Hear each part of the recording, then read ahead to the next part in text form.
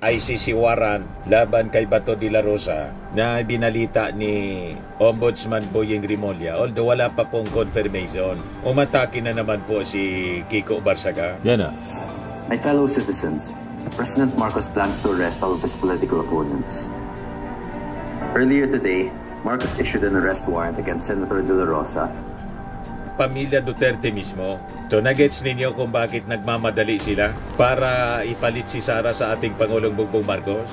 So ang tanong ngayon, mas malagang tanong, anong gagawin natin mga mamamayang Pilipino? Papayag ba tayong bumalik ang Team Kadiliman? Experience mga kababayan ng people power, for them to succeed, kailangan may makumbinsi silang mga active generals na mag-withdraw ng support. Pero sa nadidinig natin, mga kababayan, sa mga nagpapagang mga balita at pagtalakay sa mga isyu ng lipunan. Bulsa! Opinyon, banat at paglalantad sa katotohanan. Bulsa! What you see is what you get. You decide. Hello po mga kababayan, si Dante Maravillas. Dahil po sa sabing ICC warrant laban kay Bato de la Rosa na binalita ni Ombudsman Boyeng Rimulya, although wala pa pong confirmation, umatake na naman po si Kiko Barsaga, ang Congress Myo. Umatake po ng fake news. Binapalabas ang nag-issue ng warrant of arrest laban kay Bato de la Rosa, yung ating Pangulong Bongbong Marcos daw. Parang yung baha sa Cebu, ang sabi ni Kiko Barsaga, ang dapat sisihin yung ating Pangulo dahil sa pagbaha sa Cebu. Kaya sinapalpal ni OG Diaz, iba niya, sabi, nag-start yung palpak na proyekto. Sabi ni Barry Cuatro, Governor Barry Cuatro ng Cebu, 2019, yung Ghost Project at substandard na flood control projects. Ngayon, mga kababayan, agad nag-release ng video si Kiko Barsaga. Ina-accuse ngayon yung ating Pangulong Bongbong Marcos na siyang nagpalabas ng ICC warrant. Anong kinalaman ng ating Pangulo? Ang mag-issue ng ICC warrant, mga kababayan, laban kay Bato, anong kinalaman ng ating Pangulo? Bakit ang ating Pangulo na nag-issue ng ICC warrant? Yan o. Malinaw na ginagamit po ng mga DDS itong si Kiko Barsaga. Citizens, President Marcos plans to arrest all of his political... Yan na. My fellow citizens, President Marcos plans to arrest all of his political opponents. Earlier today, Marcos issued an arrest warrant against Senator De La Rosa. Earlier today daw, Marcos issue ang arrest warrant laban kay Bato de la Rosa. Ulitin natin. My fellow citizens, President Marcos plans to arrest all of his political opponents. Earlier today, Marcos issued an arrest warrant against Senator De La Rosa, an ally of former President Duterte, which President Marcos is also arrested. But it will not stop there. The Marcos administration also plans to imprison Senator Bongo, Senator Villanueva, and Senator Marcoleta. Uubusin daw ng ating Pangulong Bongbong Marcos na ipapaaresto ang lahat ng political opponents tulad ng ginawa ng tatay ng ating Pangulong Bongbong Marcos. Lahat ng political opponents niya ipapakulong. Ganun katindi. Walang kakurap-kurap mga kababayan sa pagpapalaganap ng kasinungalingan. Itong si Kiko Barsaga. Ayan o, mga kababayan. Marcos has followed in the footsteps of his late father, Marcos Sr., and has started to arrest and kill any politicians who oppose his corrupt government. There's only one solution left, and that is for people power. For our citizens to march towards the gates of Malacanang and remove the source of corruption that steals and destroys our beloved country. We will ensure that Marcos and Rosen for their crimes. God bless the Philippines. So malamang, ginagamit mga kababayan itong si Kiko Barsaga para magpakalat ng kasinungalingan ng kanyang mga handlers. Nang objective po, gatungan ng people power. Diba may naka-schedule po na another protest rally, yung Iglesia ni Cristo. At ang sabi, sasabay po yung GIL ni Villanueva at saka yung KOGC ni Kibuloy. Ito nga po yung balita. 9,800 caps to secure Iglesia ni Cristo rally in Manila for crowd control, traffic management, and public safety during the protest is slated from November 16 to 18. So talagang desidido sila mga kababayan na magsagawa ng another people power. Kasi bakit kailangan nilang gawin ito for 3 days? At ang nakakalungkot mga kababayan, ito'y sa gitna ng sunod-sunod na mga calamities. Tinamaan tayo ng lindol, tinamaan ng matinding baha yung Cebu. At ngayon po, may bagyong Juan na posibleng manalasa sa Central and Northern Luzon. Pero ang nasa isipan nitong mga taong ito, manggulo sa ating gobyerno. Diba po, mga kababayan, nakakalungkot talaga po. Kasi sabi sa mga natatanggap nating mga balita, pipilitin nila na iluklok si Sara Duterte bilang presidente. Yun lang ang kanilang paraan para matigil yung investigasyon ng Independent Commission on Infrastructure na nagbulgar po sa matinding korupsyon sa previous administration. Yan ang lumalabas po. Kahit doon sa Cebu po, sabi mismo ni Barry 4, nag-start 2019. Kaya sabi ni Oji Diaz, mga kababayan, sa naging reaksyon ni Kiko Barsaga, walang mamamatay sa Cebu kung walang ninakaw si Marcos. Corruption kills our citizens. Sabi ni Oji Diaz, 2019 daw, nag-start.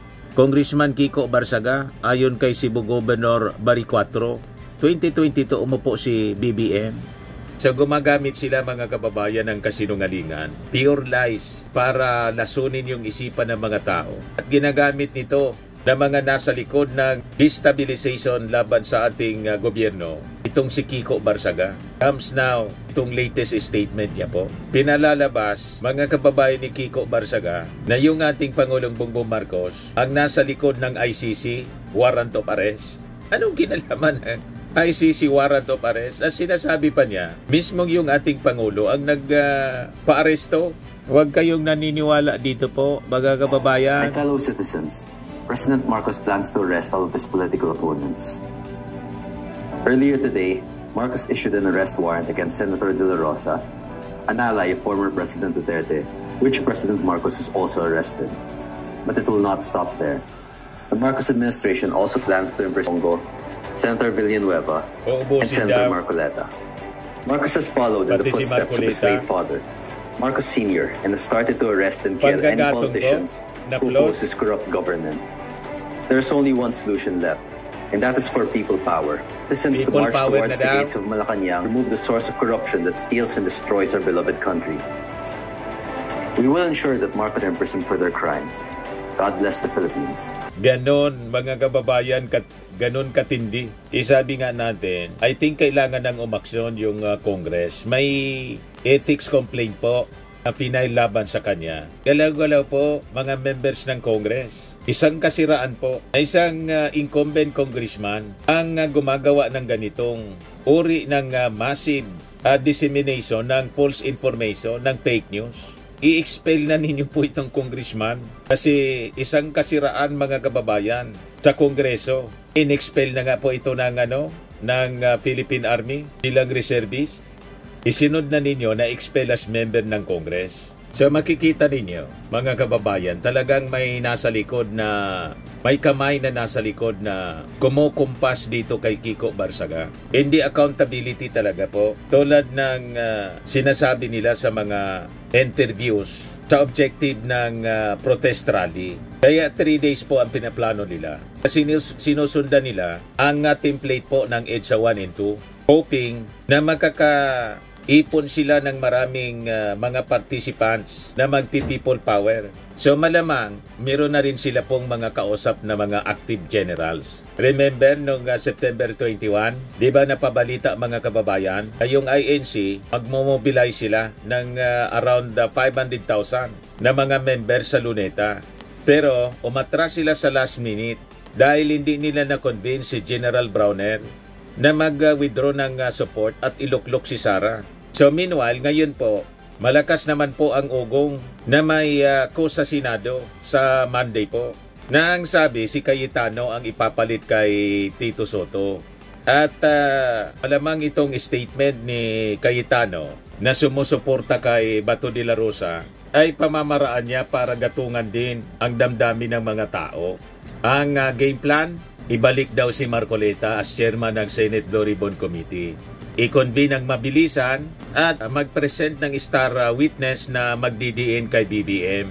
Ganon ang mga lumalabas, mga kababayan, na kwento. So sabi, ito ngayon ang magiging basihan ng mga panawagan sa November 16 to 18 rally na patalsikin yung ating Pangulo at ipalit si Sara Sibre kasi incumbent Vice President, successor po. So ngayon, ang tanong, ano ba yung urgency? Bakit po natataranta ang kampo ng mga Duterte at gigil na sila na iluklok si Sara bilang Pangulo? Di ano niya, Mr. Maravillas, ang mga pananaw mo. Alam naman po natin na may mga isasampa na kaso, plunder cases po, laban sa mga kaalyado nila sa Senado. Si Chis Escudero, si Jinggoy, si Joel Villanueva, iyan plunder po, non-bailable, kulong agad sila. At papunta na po ang ICI investigation sa time ng Duterte. So tatamaan si Bongo, si Villar at ang pamilya Duterte mismo. So nagets ninyo kung bakit nagmamadali sila para ipalit si Sara sa ating Pangulong Bongbong Marcos? So ang tanong ngayon, mas malagang tanong, anong gagawin nating mga mamamayang Pilipino? Papayag ba tayong bumalik ang Team Kadiliman? Di ba po? Papayag ba tayo na maging observers lang to make over yung Team Kadiliman para hindi mabulgar yung mga kabuktutan sa flood control projects na nangyari po during the previous administration as admitted mismo ni Cebu Governor Pam Baricuatro na nagdulot ng dilubyo mga kababayan sa Cebu. Kaawa-awa yung ating mga kababayan sa Cebu, mga kababayan. Ngayon, based sa mga previous experience mga kababayan ng people power, for them to succeed, kailangan may makumbinsi silang mga active generals na mag-withdraw ng support. Pero sa nadidinig natin mga kababayan sa mga chat groups ng military, wala naman po na mga chatters na mga top brass na involved. Lalo na karamihan sa mga top brass po ng military, mga amboy sila. At alam naman po nila na pro-China ang mga Duterte. Di ba? So malabo na isupport ng top brass mga kababayan ang mga pro-China na mga politikos mga kababayan na gustong mangagaw ng posisyon sa ating Pangulong Bongbong. So at best, mga second or third tier generals lang po ang pwedeng mag-declare ng withdrawal of support. So ngayon, bago po ito mag-snowball at maisip ng top brass na ito po ang sentimiento ng taong bayan, kailangan siguro handa tayo na mga mamamayang Pilipino na lumabas sa kalye para ipakita po sa sambayan ng Pilipino at sa mga taong ito na hindi sila ang totoong boses ng bayan. So kailangan magkaisa po ang peace-loving Filipinos na isigaw ang totoong pinili ng ating bayang Pilipino, PBBM, Marcos pa rin. Di ba po, mga kababayan? Kailangan isigaw natin, BBM! Lunorin natin sa sigaw na BBM ang pinaplano nila mga kababayan na another edge sa people power kuno. Ginagamit nila si Kiko Barsaga para utuin ang mga mamamayang Pilipino. Pakalat ng fake news. Yan po. My fellow citizens, President Marcos plans to arrest all of his political opponents. Fake news. Earlier today, Marcos issued an arrest warrant against Senator De La Rosa, an ally of former President Duterte, which President Marcos has also arrested. But it will not stop there. The Marcos administration also plans to imprison Senator Bongo, Senator Villanueva, and Senator Marcoleta. Marcos has followed in the footsteps of his late father. Marcos started to arrest and kill any politicians who oppose his corrupt government. Pure lies. There's only one solution left, and that is for people power. People for our power citizens down. to march towards the gates of Malacanang and remove the source of corruption that steals and destroys our beloved country. Yung mismong We ating will ensure Pangulong that Marcos and Bongbong Romualdez are imprisoned for their crime. God bless the Philippines. na siyang nagpapaimbestiga ng massive corruption sa flood control, binabaliktad nila yung kwento. Yung ating Pangulo na yung ina-accuse ng korupsyon. Anong klaseng mga taong ito, mga kababayan? Di ba po? But anyway, alam ng ating mga mamamayang Filipino kung ano ang totoo. Ang totoo, sinabi mismo ni Governor Baricuatro na ang massive corruption sa flood control projects substandard in GOS nag-start po 2019. O yan o, malinaw. Cebu Flood Control Projects, kung di GOS substandard, corruption nagsimula in 2019, sabi ni Baricuatro po. yung mga mapapaniwala nila sa kanilang people power na panawagan, mga uto-uto lang po. Yan kung magpapauto po kayo. Malamang yung mga generals na matitino po, hindi man mauuto. Kasi alam nila ang kwentong totoo. Tama po. Firmax Firming and Lifting Cream, pinapahid po sa mga pulses in affected area. Mainam po sa paninigas ng mga kaso-kasuan. Ito naman po, Automax Radiant Serum. Sa mukha naman yung application, anti-aging po siya. You will look 10 years younger than your age. Sa mga cancer patients naman po, baka lang gusto ninyo itong itry. Ning siya red mixed fruit drink. Hindi mo po siya gamot, food supplement siya. Kaya lang, gawa siya mga kababayan sa goji berry. Yung goji berry, may anti-cancer properties. O ngayon, yung mga inquiries ninyo, dumiritso na lang kayo sa aming messenger sa Facebook para masagot namin agad. Ayos pa? Ayos na ayos niya, Mr. Maravilla. Sa mga naghanap po ng malinis and spacious fitness gym, pumunta lang po kayo sa aming Colossal Fitness Gym. May Grab car rental din po kami. But anyway, ito po pala yung aming bagong product na binibenta online. I am worldwide amazing pure organic barley powdered drink mix from Australia. Negosyo to ng aking anak na architect entrepreneur Riz Maravillas. Ayan po. Kontakin na lang po ninyo siya, Riz Maravillas on Facebook. Ang mga health benefits niya, boost immunity, improves digestion, enhance energy levels, packed with antioxidants, prevent cancer. Ito naman po yung bago naming product na binibenta online. Eye Glow Serum, whitening po siya. Tingnan ninyo yung epekto sa aking anak na architect before and now. Yung mga inquiries po ninyo, dumiretso na lang kayo sa kanyang Facebook account, Riz Maravillas.